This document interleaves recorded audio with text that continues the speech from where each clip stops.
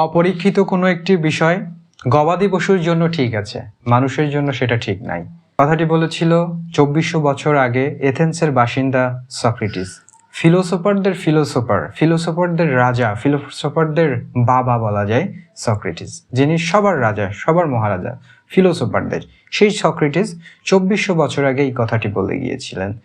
ধরুন আপনার জীবনে কোনো একটা জিনিস আপনি শুনছেন আপনার বাবার কাছ থেকে, আপনার দাদার কাছ থেকে, কিন্তু আপনি জানেন না যে এটার বৈধতা কতটুকু, এটা কতটুকু সত্য আপনার জীবনে, বা আপনি একটা জিনিস ফলো করছেন, আপনার জীবনে সেটাকে মেনে চলছেন, কিন্তু আপনি আসলে জানেন না যে আসলে এই জিনিসটা ঠিক নাকি বেঠিক। সক্রেটিস বলতেন যে আমি জানি যে আমি কিছুই জানি না, আর এই কথার সূত্রপাতই হচ্ছে জ্ঞানের লক্ষণ। ধরেন একজন প্রকৃত মানুষ বলছে আমি কিছুই জানি না, তিনি মূলত বুঝিয়েছেন যে আপনি যে জ্ঞানী এবং আপনি যে জ্ঞানের পথে হাঁটছেন তার প্রথম ধাপ হচ্ছে আপনি প্রথমে বিশ্বাস করা শুরু করবেন যে আপনি কিছুই জানেন না। যে ব্যক্তি বিশ্বাস করবে যে সে কিছুই জানে না এবং তাকে জানতে হবে, এই আগ্রহটা যার ভিতরে তৈরি হবে, যে বুঝবে যে কিছুই সে জানে না, সে জ্ঞানী হতে পথে নেমে পড়েছে, তিনি বোঝাতে চেয়েছেন। তাই তিনি বলেছেন যে আমি জানি আমি কিছুই জানি না, আমি জানি যে আমাকে আরো জানতে হবে, আমি মানি যে আমাকে আরো জানতে হবে। মূলত সক্রেটিস কিন্তু হচ্ছে প্রচুর পরিমাণে জ্ঞান পিপাসু একজন লোক ছিলেন। আমরা জানি যে যারা ফিলোসফি বিশ্বাস করেন তারা জানেন যে সক্রেটিস ছিল প্রচণ্ড পরিমাণে অগোছল একজন লোক, কিন্তু তার মূল টার্গেট ছিল জ্ঞানের পিপাসাতে। তার গা থেকে এথেন্সের বাসিন্দারা তার কিছু নমুনা বলে, তার কিছু চরিত্র তুলে ধরে যে সে প্রচণ্ড পরিমাণে একজন খাচ্চর টাইপের একজন লোক ছিল। সে গোসল করতো না ঠিক মতন, পোশাক আশাক দিয়ে তার গন্ধ বের হতো, এমন টাইপের লোক ছিল।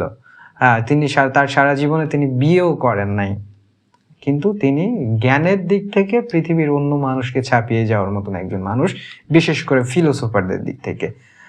এখন আমি আপনাকে বলি সক্রেটিসের মেইন থিম কি। সক্রেটিস সবার প্রথমে যেটা বলেছে সেটা আমি আপনাকে শেষে এসে বলছি। সক্রেটিস বলছে নো ডাই সেলফ। অনেকে এটাকে ইয়োর সেলফ বলে উচ্চারণ করেন, কিন্তু আসলে এর উচ্চারণটা হবে নো ডাই সেলফ, নিজেকে জানো। যতক্ষণ পর্যন্ত তুমি নিজেকে না জানবে ততক্ষণ তুমি পৃথিবীর কোনো কিছুই জানবে না। তিনি প্রচুর পরিমাণে মনোযোগ দিতেন নিজেকে জানার জন্য। আপনি আপনাকে জানুন, আপনি আপনাকে কতটুকু চেনেন, এই জিনিসটা তিনি বারবার বিভিন্ন সংজ্ঞার মাধ্যমে মানুষকে বোঝানোর ট্রাই করেছেন যে একজন মানুষ, আপনার পরিচয় কি। আমার পরিচয়, আমার নাম হচ্ছে সুমন, আমার বাবার নাম কি, আমি কি কি করতেছি, এটাই আমার পরিচয়? No, that is not my identity. আমার আইডেন্টিটি কি, আমি কে, আমি কোথা থেকে আসলাম, আমি কি, আমার জানার দরকার আছে কি, আমার জ্ঞানের পরিধি আছে কি। আধ্যাত্মিকগণ এইটার অনেক ব্যাখ্যা দিয়ে থাকেন, কিন্তু সক্রেটিসের ব্যাখ্যা সম্পূর্ণ অন্যরকম। যতক্ষণ পর্যন্ত একজন ব্যক্তি স্বয়ংসম্পূর্ণ হতে না পারে, সে নিজেকে জানা থেকে বিরত থাকে, ততক্ষণ পর্যন্ত সে অজ্ঞতার অন্ধকারে নিমজ্জিত থাকে। এই জন্য তিনি সব সময় বলেছেন নো ডাই সেলফ। সে নিজে এত বড় একজন জ্ঞানী, তার ভক্ত প্লেটো, এরিস্টটল পর্যন্ত তাকে গুরু মেনে গেছে, এবং পৃথিবীতে যত ফিলোসোফার এসেছে সবাই তাকে কিন্তু গুরুর চোখে দেখেছে। এখনো পর্যন্ত তার মতন ওই ব্রেনে, তার মতন ফিলোসোফার আর পৃথিবীতে নাই। তবুও তিনি নিজেকে বলছে আমি জানি আমি কিছুই জানি না, আমি জানি আমি কিচ্ছু বুঝি না। তার মানে কি, তিনি কিছুই জানে না, এইটা তিনি বিশ্বাস করতেন। আর আমাদের এই সমাজে হয় কি জানেন, সামান্য একটু কিছু জেনেই মানুষ এমন পাঠ নেওয়া শুরু করে যেটাতে আপনি নিজেও বিরক্ত হবেন। ফিলোসফির জগৎ নিয়ে আমরা একটা নতুন সিরিজ তৈরি করব।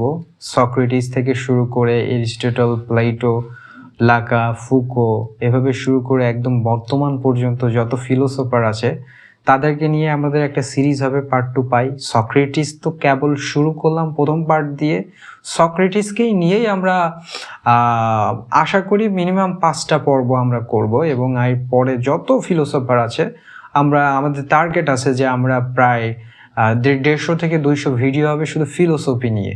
অন্য টপিক্সে আসে, যারা ফিলোসফি পছন্দ করেন তারা চ্যানেলটি সাবস্ক্রাইব করে রাখবেন। আমরা আসছি দ্বিতীয় ভিডিও নিয়ে, সক্রেটিসের ফিলোসফির দ্বিতীয় পার্ট নিয়ে, তারপর তৃতীয়, এভাবে আমরা অনেকটা সিরিজ করবো। সো আমাদের সাথে থাকবেন।